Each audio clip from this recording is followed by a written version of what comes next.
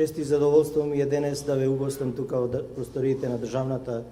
изборна комисија со цел да го подпишете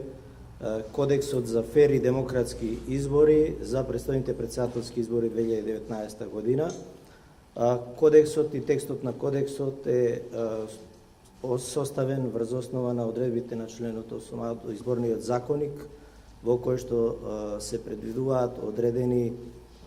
постапки кои што треба во текот на изборната кампања секој од вас кандидатите да ги почитува и да се поведува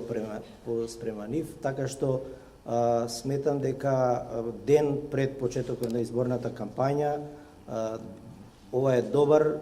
свечен чин на кој што сите ние ќе се обврземе